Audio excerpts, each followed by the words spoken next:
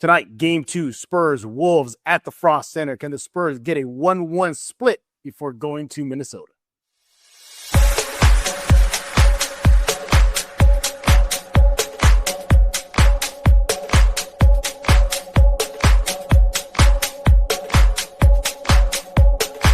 Welcome back to another episode of Spurs in Focus right here on YouTube, iTunes, Pocket Cast, Amazon Podcasts, YouTube Music, and obviously YouTube. Go subscribe right now. You want to make sure that Spurs in Focus is your first and only spot for all things San Antonio Spurs. This should be your first watch, first listen, every chance you get. And don't forget about the Substack, Spurs in Focus Substack, completely free. Go sign up, be part of the crew. My name is Jeff Garcia, longtime Spurs writer here in San Antonio. All right, so are we dealing okay? Are we all right? Game 1 didn't end up the way perhaps many of y'all wanted it to with the Spurs W. They are down 0-1 to the Wolves in the West Semis. Tonight is Game 2. Hoping the Spurs can make it 1-1 before going on the road to Minnesota. And that's what we're going to do today. We're going to preview tonight's game. What are some key adjustments? Who needs to step up? We'll get a report from the Frost Bank Center after Game 1. We got a lot on deck, including who needs to step up. I think we kind of know who that could be. At least on my list, I think my guest probably has that as well. Speaking of guests, let's go and bring it back. He is back, everybody. Mr. James Espinosa. He is on X at Sir Edward James. 1440 Keys AM, Corpus Christi. You know why? Because he is the host of the Sunday Sports Rush, 9 to 11 a.m. James, welcome back, buddy. Jeff, feels good to be back. Spurs in focus. Man, wish the Spurs were up 1-0 at this point, but got a big one tonight, Jeff. Can't wait to dive into it. Game 2, they got to just even it up. I mean, it is worst case scenario. Worst case scenario, they go down 0-2. We're going to get into the game at hand tonight. But, James, we didn't get a chance to talk to you of your thoughts about Game 1, the loss. You were very active on X during that game. What did you see? What did you like? What didn't you like? I didn't like how the Spurs let the Wolves dictate the pace, let the Wolves dictate the physicality of the game. I felt like the Spurs got dragged into what Minnesota wanted them to do. And it was a slow game all the way throughout. I also didn't like how just the inefficiency of the Spurs offense. I felt at times, Jeff, that it was flat. I felt shots weren't falling. Everything seemed difficult for San Antonio, both offensively and defensively. And that's a credit to Minnesota. They want to play this physical, rough and tumble style of a game. And they drug the Spurs into the deep end in that regard. And San Antonio had a lot of issues matching that, in my opinion. Now, another thing, of course, that didn't help San Antonio was the fact that you shoot 28% from three-point land, something that is not going to get it done on any front for the Spurs. That absolutely needs to be better. Wembanyama, despite the record blocks, Jeff, offensively, I felt he could have done a tad bit better. We could dive into that a little bit more later, but I just felt San Antonio, I felt the offense was a little bit flat. I felt it was a little bit slow and at times a little bit discombobulated due to the fact that Minnesota was out there pressing them, out there being physical and just daring them to beat them. Yeah, exactly. My thoughts during the game was this, and when it ended, was I never felt the Spurs were in complete control of the game. It never felt that. Sure, they had a 7-point lead at one point, kind of the biggest lead. But Minnesota was lurking. They were doing the right plays, the key 3 shots, the key defensive plays. Castle gets in foul trouble. They flustered the Spurs. When was the last time you saw Keldon Johnson kind of give in to some trash talking? I mean, he literally looked like he wanted to go fight Ant Edwards until the ref kind of pushed him away. You saw Steph Castle getting frustrated with the foul calls. You saw that final possession where the Spurs still had a chance to win. And Wemby looked all like disconnected with everybody. What are we doing here? Look, credit the Spurs. They still had that puncher's chance at the end. I know Mitch rolled the dice and he said, Julian, go for it. Try to hit that 3. Personally, I would have gone for the tie, at least force overtime. And that'll give you at least some chance to probably get a W. But it is what it is. Julian Champagny after the game wrote it off because I missed a shot. You move on. That was pretty much his thoughts on it. But man, down 0-1, it is just a loss. That's it. But how would you describe the loss? Was it, just a loss. Those things happen. Or does James feel like, oh, that was a loss? I felt that was a look, to sum it up the way I put it on X, that one hurt. Interesting. Okay. It was winnable for San Antonio. It was. And it hurt for the fact that they did have an opportunity at the end with the Champagne shot. And I don't have an issue with Mitch letting them go out and play, letting the Spurs get out there with the Minnesota defense that's on the back pedal. I don't have any issue with that. Champagne is a 37.5 career 3-point shooter. So he takes the shot. He gets a good look. I got no issues with that. The thing why this one hurt the most, because the loss at home and the fact that they were still in it and the fact that the offense looked as rough as it did. If San Antonio, if their major guys just get to their averages in terms of points scored per game, this is most likely a win for the Spurs. So I felt it was a lost opportunity. I felt it was a tad bit discouraging on how the Wolves were able to come here and dictate what they wanted to do on San Antonio's home court in front of the Fiesta crowd with all the hype and pageantry of game one of the West Semis. The Wolves stole this game, and that is why I feel that this was a loss that hurts and stings. And how's this young, inexperienced Spurs team, first time in the playoffs as a core, going to bounce back from a game one loss like that? That's the major question.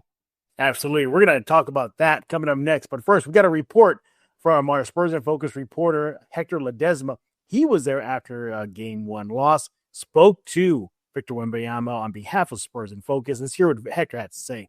Your Spurs in Focus report. So what is in focus following game number one? Well, aside from the obvious deficit now that Minnesota came in and took the opener, 104-102, is Victor Wembanyama. Fantastic defensively. NBA playoff record, 12 blocks. Offensively, 11 points, 0 for 8 from three-point range, 5 of 17 from the field. De'Aaron Fox, just 10 points. And so we talked with Vic afterward about whether that could actually bode well going forward in this series against the Timberwolves. Vic, do you look at the fact that you and De'Aaron combined for just 21 and the fact that you would that's probably not going to happen again in this series, and so that's going to bode well for you guys going forward? Is there a silver lining here to as tough as this one might be? Yeah. I don't know what a silver lining means, but yeah,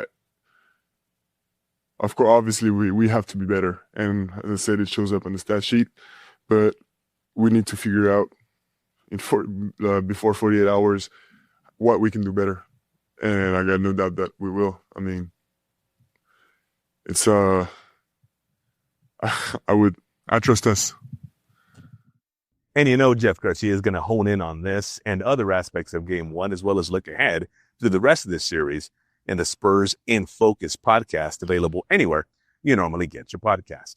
At the Frost Bank Center, I'm Hector Ledesma. All right, thank you very much for that report, Hector. We definitely appreciate it. We're going to get into our game two thoughts and preview just a few seconds, but something I want to highlight with you. One, James, I mean, Wemby and Fox combined for just a little over 20 points. Combined.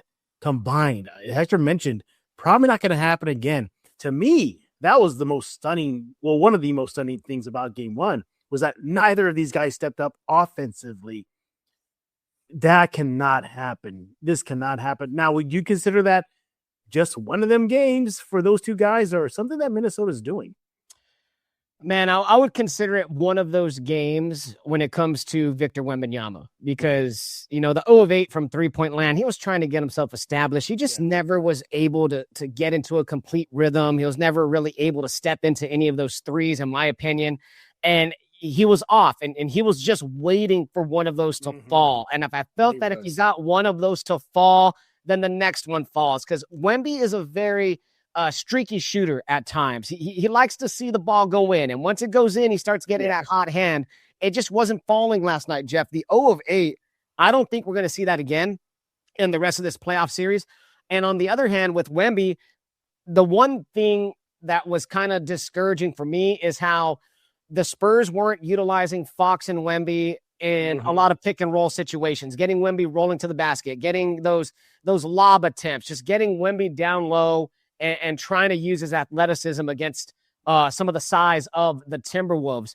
So, yeah, I think it's just one of those games for Wembanyama. But when it comes to De'Aaron Fox, Jeff, I feel that we've seen something like this before in these playoffs, despite the fact, and I'm going to give Fox all the credit in the world. Don't get me wrong. He had a heck of a game 4 against the Portland Trailblazers where he dropped 28, 7 assists, 6 rebounds. He was as clutch as can be, right? But he has had a couple of moments as well in that Portland series where he went missing for stretches at a time. This performance from De'Aaron Fox, your point guard who's making all the cash, the one that you traded for, you get 10 points total from him. He has 6 turnovers, Jeff, in the game. He made 5 shots, more turnovers than shots made for De'Aaron Fox. They need to see more out of him based on the money he's making, based on the reputation he has as a clutch situational player. And I will say, in the fourth, he started to get things going a little bit. He had a couple of really key passes, a couple of really key drives to the hole, made some buckets. We needed more of that from the beginning, Jeff. I want to see a more aggressive De'Aaron Fox. I don't want to see a De'Aaron Fox that's just become a spot-up shooter. Because in my opinion, the spot-up shooter De'Aaron Fox is not the most efficient De'Aaron Fox for this offense. You couldn't think of a better way to take our first break right here on Spurs In Focus. When we get back, we're going to talk about those key adjustments. You already saw James. He already hinted at one, and the big one. And we're going to get into my key adjustments. We're also going to get into predictions and which player needs to step up. Might give it away already, but we're going to talk about that coming up next right here on Spurs In Focus. Subscribe to Spurs In Focus with Jeff Garcia.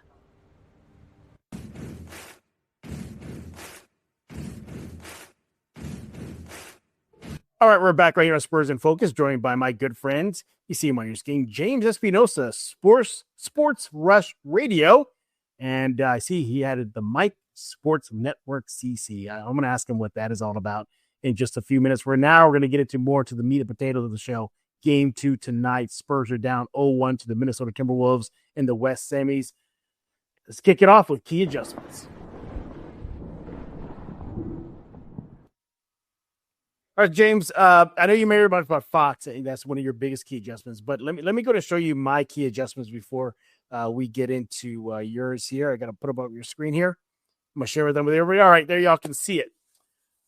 For me, number one, limit second chance opportunities for the Minnesota Timberwolves. Minnesota thrived on that in game 1. That was one of the bigger reasons why they won the game versus San Antonio. It was just impressive just how much, I shouldn't say impressive, it was bad for the Spurs, but they were able to get 20 second chance points off San Antonio. That is not good if you're a Spurs fan. You got to clean that up. Establish Wemby in the paint. They have no answer for him outside of Rudy Gobert. Rudy Gobert, yes, he's a 4-time Defensive Player of the Year. I understand that. And yes, he did phenomenal job on Joker in round 1. But he's playing against Wemby now. He's quicker. He's more agile. He's younger, more lift. Wemby should have the advantage. I'm not saying it's a clear advantage. There's a reason why Gobert is Defensive Player of the Year. But once Gobert sits, they have nobody that can contend with him. They have to establish him. And Wemby, I know you like the 3-shot. I get it. But you might want to cool off on that in game 2. They've already hinted already. Need more Fox. De'Aaron Fox. He is considered the co-star of this team, James. He is the guy that everybody goes to if Wemby's having an off game as offensively as he did in game 1. So look no further than De'Aaron Fox, right? No, 10 points, 3 rebounds, 6 assists in game 1. But the big thing, 6 turnovers. He was a minus 13 for the Spurs. And as you highlighted, James, he did come alive in the second half, 10 points. He had no points in the first half. 0. Nothing. That cannot happen again. Those are my key adjustments. I'm going to leave it on the screen a little longer. James, your thoughts? Yeah, I mean, look, those are all fine. Those are all great. The second chance points was something that I was going to bring up as well because the Spurs were getting bodied down there, man. They were getting bodied. It was much like the first series with Portland, right? That was one of Portland's big strengths. They were one of the best, if not the best teams in getting offensive rebounds and getting those second chance possessions and second chance points. And we saw the Spurs struggle with that to a degree against Portland. And we saw it on game 1 the other night. Yeah, the Spurs need to be a little bit more physical down there. They need to fight a little bit more for that. I would love to see them limit those second chance points. Of course, establishing Wemby in the paint. For sure. Get him down low, get him working, man. Utilize the athletic, big 7'4", 7'5" frame that he has, and dare the Timberwolves to try to contend with that. I want to see a little bit more aggressiveness out of Wembanyama in that front. And then, of course, I touched on the Fox thing, man. Gotta have him, need him, absolutely need Fox to thrive in game 2 and redeem himself, so to speak. Absolutely. All right, James, what are your key stats or key adjustments? If you're talking about Fox, what else do you have on deck that the Spurs have to do tonight? I would kind of like to see a little bit more Luke Cornett, maybe mixed in with the front court.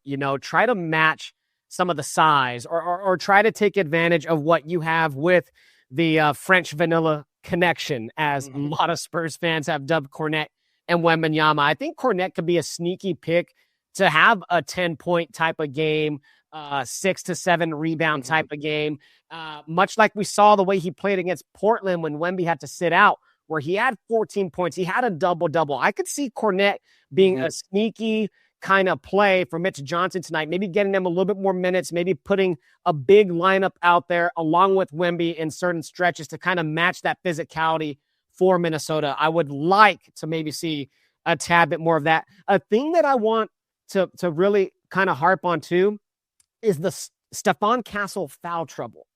Yes. Back-to-back games he's been in foul trouble, Jeff, and he got in foul trouble last night. He fouled out of the game.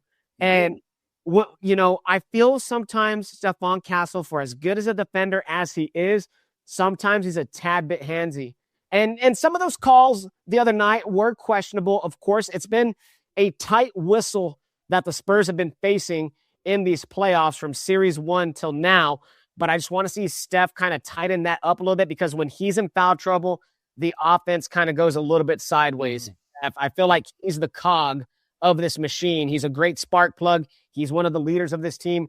Got to remain out of foul trouble if you're Stephon Castle. And then, another adjustment that they're going to have to make is how are they going to manage Anthony Edwards? Because in limited minutes last night, in 25 minutes, the other night, I should say in game 1, in 25 minutes, he was able to put up 18.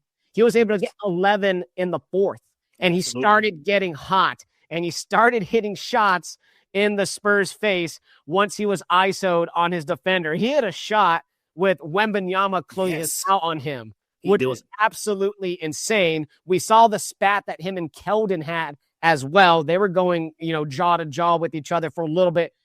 Gotta slow down the Ant-Man, because he's only gonna play more. I got a feeling he might start in game 2 tonight and be out there right away. He was clamoring to play more. Must find a way in those isolation moments when Anthony Edwards has you in a one-on-one situation to try to clamp down a little bit more on him, whether it's Harper, whether it's Castle, whether it's anybody else who they decide to throw out there to face him. Got to find a way to put a hand in his face and just try to limit him. Not saying they're going to stop him, but just try to limit the damage, especially in those crucial moments in the fourth where he's liable to take over.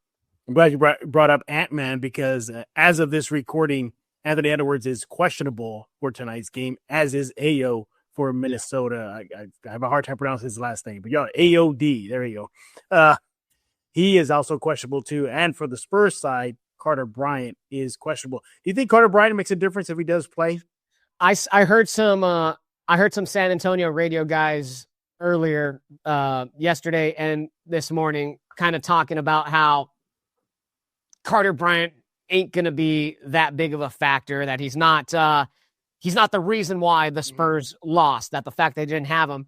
And in my head, I was kind of disagreeing with that, Jeff. I was thinking, if you have Carter Bryant out there, sure, why not? He's just another wave of defender that Anthony Edwards would have to go against. Carter Bryant's a physical defender. Carter Bryant's the kind of kid who's going to get in your face. And with Anthony Edwards coming off of this hobbled leg that he has, I mean, you put pressure, you apply pressure. Carter Bryant can do that job, and I think he could be serviceable in that regard. So kind of stings that he's questionable for game 2. Hopefully he's back sooner rather than later, because defensively, I feel the Spurs can definitely use him this series. And also, Drew, just another body, because if you can throw him at Randall or at Naz Reid or your Ant-Man himself, that's less fouls that could possibly land on Steph Castle, Harper, Vassell, Keldon, those guys. So, yes, I know he's a rookie. He's definitely going to get the rookie treatment from the refs and the opposing team. But, hey, that's 6 fouls you could preserve away from other players. So, hopefully the Spurs, Carter Bryant, will be back. I look at all these other adjustments and everything. I'm thinking to myself, okay, well, we mentioned Fox, how he needs to step up, obviously, right? But who else needs to step up in game 2?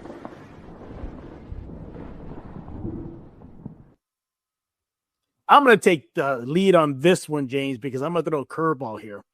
You know who needs to step up? Mitch Johnson. Mitch Johnson needs to step up. And I'll tell you why. Chris Finch outcoached him in game 1. He did. He outcoached him. He was able to move Wemby away from the basket. And you saw Ant, Shannon, all those guys just get to the rim almost at will. Shannon, after the game, spoke about, the threat of Wemby and the blocks. And he said, look, he's probably going to block almost everything that we throw up there, but he's going to miss few. And they're gunning for him. And they don't give a bleep if they get blocked. They are trying to attack that paint with Wemby. I think Mitch Johnson is going to have to do the next adjustment to keep Wemby involved defensively. Now, Wemby was a defensive monster. We understand that. But it was that moment late in the game where Fitch decided to go small and pull Wemby away from the basket, from the rim, from the paint. And that's where you saw some of the Wolves players do some damage. I'm looking at Mitch Johnson. He needs to step up. I need to see what his game plan is going to be in game 2, because the last thing this young core needs is to go down 0-2 heading to enemy territory. What are your thoughts on Mitch Johnson? That's a great point right there. And, Finch from Minnesota, I mean, he's one of the more, in my opinion, underrated coaches in the NBA. I mean, he's good. The guys who watch ball, they know he's a damn good coach. But I'm talking just like from a casual's eye, from a general perspective, I feel like he doesn't get quite the love that he might deserve.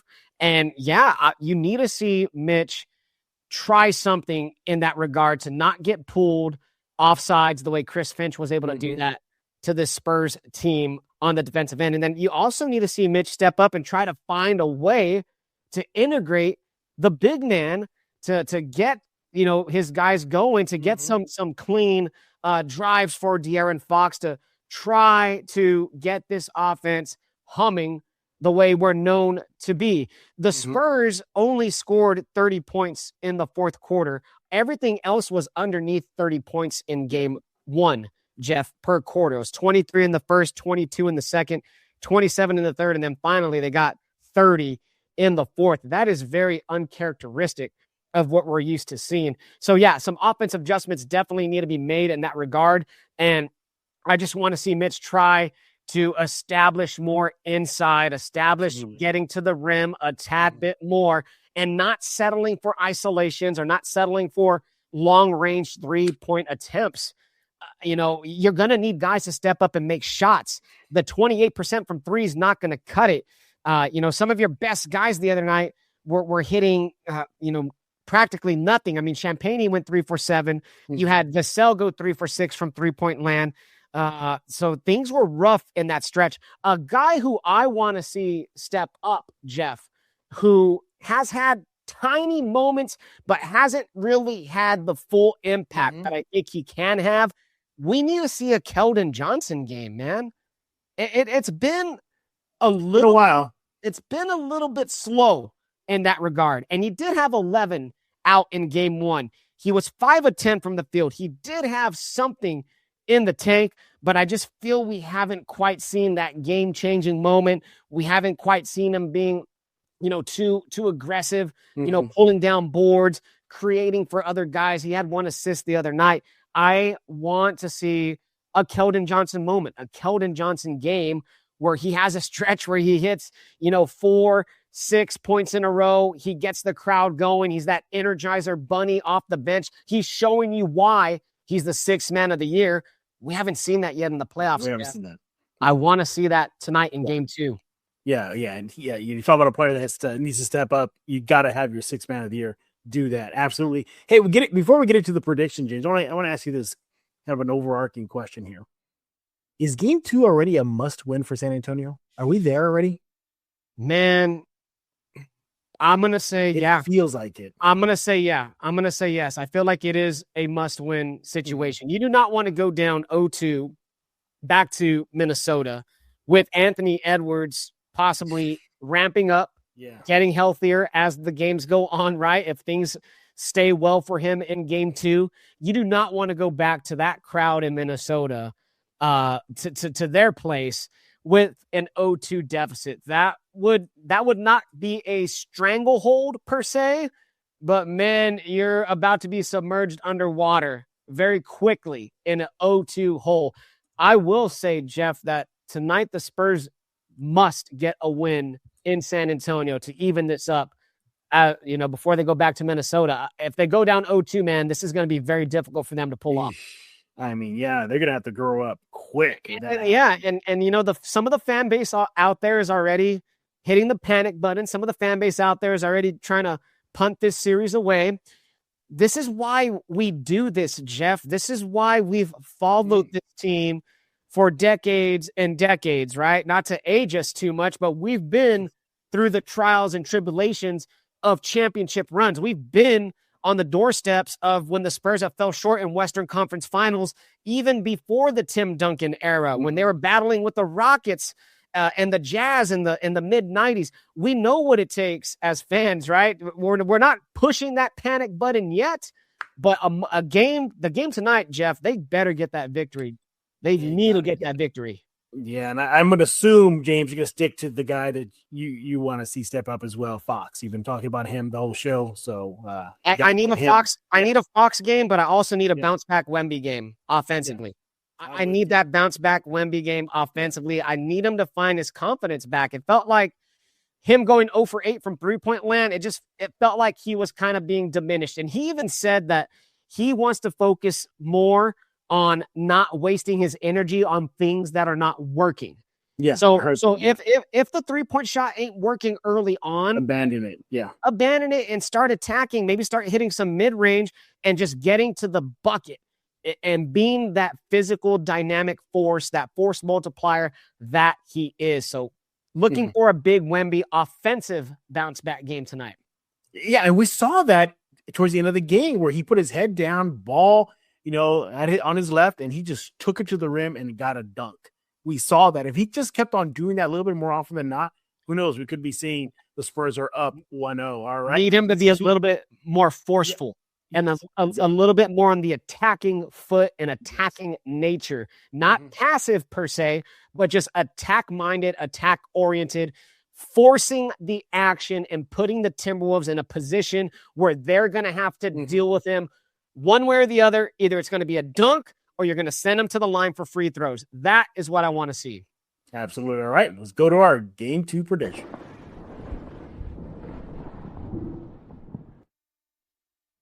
We said it a little while ago. I agree with James. It is a must win for the Spurs. Going down 0-2 to Minnesota, then got to travel, then got to stay in Minnesota for a few days, go deal with that crowd. You don't want to have that situation. I think the Spurs, they matured and they learned a lot in that loss to Minnesota. They learned that the whistles aren't always going to go their way. They learned not to succumb to them and start, throwing their head up in the air and getting frustrated. I think they understand that. And this one baffles me too, James. We all know that Minnesota's thing is to be physical or regular season, in their first round series. We saw that.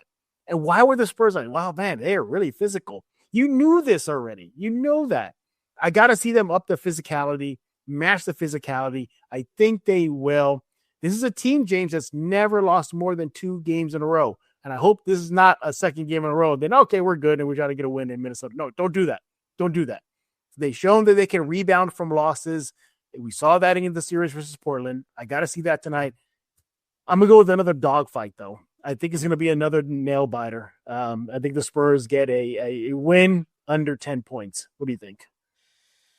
I think at this point, Jeff, a close, hard-fought win is what's to be expected almost every night from this point of the playoffs on, especially with this Minnesota team that's just so – they're hungry, man. They've been on the doorstep. And they feel disrespected, too. They're always the underdog. Yeah. They do have that big chip on their shoulder because everybody has been picking the Spurs. And Anthony Edwards is that type of guy where he hears what you're saying and he's going to try to make you pay. And he was very emphatic last night when he dropped one of those threes and he turned around and he said, "I'm back, baby."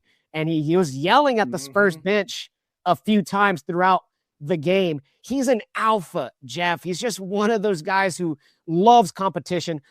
I feel it's going to be close tonight. I think the Spurs squeak one by. Yeah, I'm with you. And I'm going to call another close game. You're saying 10 points, Jeff. I think this one comes down to the final moments. I'm going to say Spurs by 5.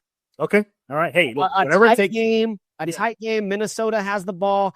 It's going to come down to the last minute. And I think the Spurs will pull this one out. They have to pull this one out, Jeff. Give me Spurs by 5. Yeah, another thing about it, too, we're really going to see the Spurs, if they can mature basketball-wise tonight, because they have to realize, too, that going down 0-2 to Minnesota, and then you just completely lost your home court advantage. You're going to have to really regain that. Losing one, fine. You can probably get that back.